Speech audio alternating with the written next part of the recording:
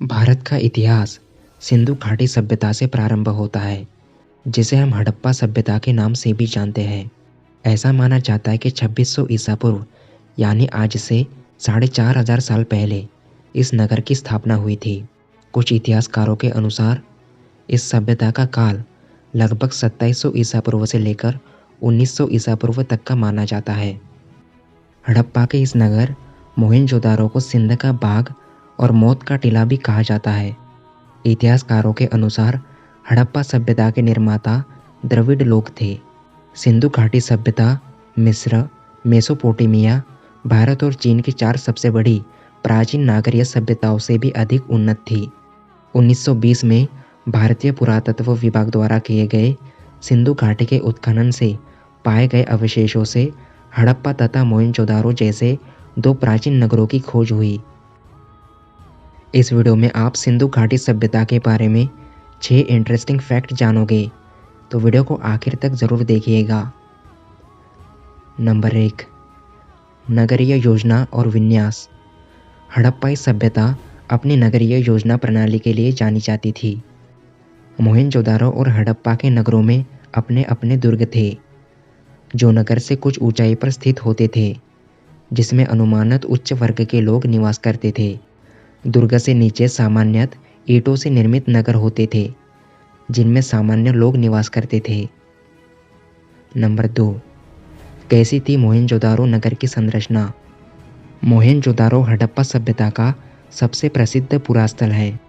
अन्न भंडारों का निर्माण हड़प्पा सभ्यता के नगरों की प्रमुख विशेषता थी। मोहेंजोदारो की सबसे बड़ी इमारत को अन्नागार कहा जाता है। हड़प्पा कालीन लोगों ने नगरों में घरों के विन्यास के लिए सामान्यतः ग्रिड पद्धति अपनाई थी। यहाँ बड़े बड़े घर, चौड़ी सड़कें और बहुत सारे कुएं होने के भी प्रमाण मिलते हैं। यहाँ जल और मल निकासी के लिए नालियों के होने के भी प्रमाण मिलते हैं। हर छोटे और बड़े घर के अंदर खुद का स्नान घर और आंगन होता था। इससे पता चलता है कि यह नगर वर्तमान के नगरों जैसे ही विकसित और भव्य थे। जली हुई ईंटों का प्रयोग हड़प्पा सभ्यता की प्रमुख विशेषता थी, क्योंकि समकालीन मिस्र में मकानों के निर्माण के लिए शुष्क ईंटों का प्रयोग होता था। ऐसा माना जाता है कि यह शहर 200 हेक्टेयर क्षेत्र में फैला हुआ था। हड़प्पा सभ्यता का समूचा क्षेत्र त्रिभुजाकार का है, जिसमें मोहेंजोदारो भी आता है।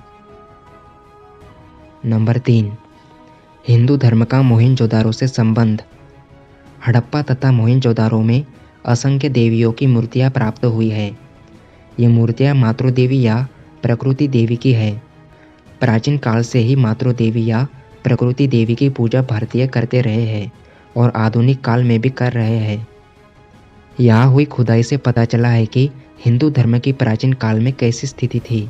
सिंधु घाटी की सभ्यता को दुनिया की सबसे रहस्यमय सभ्यता भी कहा जाता है, क्योंकि इसके पतन के कारणों का अभी तक खुलासा नहीं हुआ है।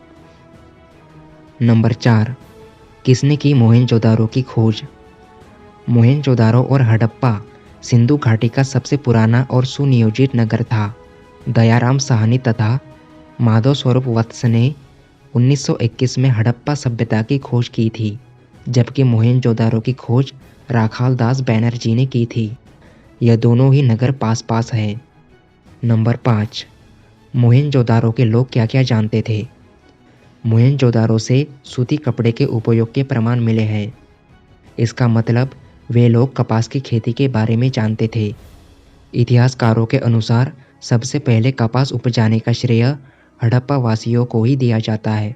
हड़प्पा सभ्यता के मोहेंजोदारो से कपड़ों के टुकड़े के अवशेष, चांदी के एक फूलदान के ढक्कन तथा कुछ अन्य तांबे की वस्तुएं मिली है। यहाँ से प्राप्त मुहरों को सर्वोत्तम कलाकृतियों का दर्जा प्राप्त है। हड़प्पा नगर के उत्खनन से तांबे के मुहरे प्राप्त हुए हैं। इस क्षेत्र की भाषा की लिपि चित्रात्मक थी, जिसे आज भी समझने की कोशिश जारी है। मोहेंजोदारो से प्राप्त पशुपति की मुहर पर हाथी, गैंडा, बाघ और बैल अंकित है। हड़प्पाई मिट्टी के बर्तन पर सामान्यतः लाल रंग का उपयोग हुआ है। मोहेंजोदारो से प्राप्त विशाल स्नानागार में जल के रिसाव को रोकने के लिए ईंटों के ऊपर जिप्स के गारे के ऊपर चारकोल की परत चढ़ाई गई थी, जिससे पता चलता है कि वे चारकोल के संबंध में भी जानते थे। यहाँ की खुदाई में प्राप्त अवशेषों और नगरों से दुनिया की सबसे प्राचीन सभ्यता का पता चला है, जिसे बाद में सिंधु घाटी की सभ्यता का नाम दिया गया। नंबर 6, कैसे हुआ सिंधु घाटी सभ्यता का पतन?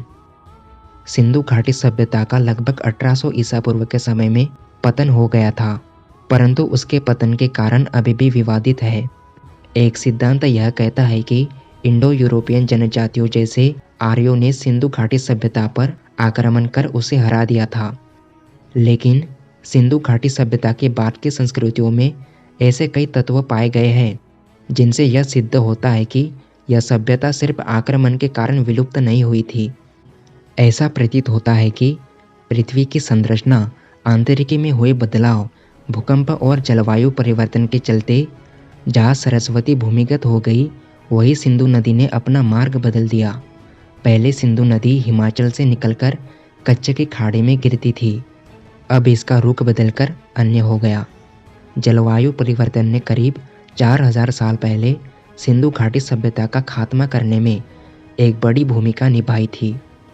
यह दावा एक नए अध्ययन में किया गया है, लेकिन इस सभ्यता के नष्ट होने की असल सच्चाई आज तक विवादात्मक पहेली बनी हुई है। अगर आपको इसी तरह के रोचक वीडियोस देखना पसंद है तो इस चैनल को सब्सक्राइब ज़रूर कीजिएगा। मिलेंगे अगली वीडियो में।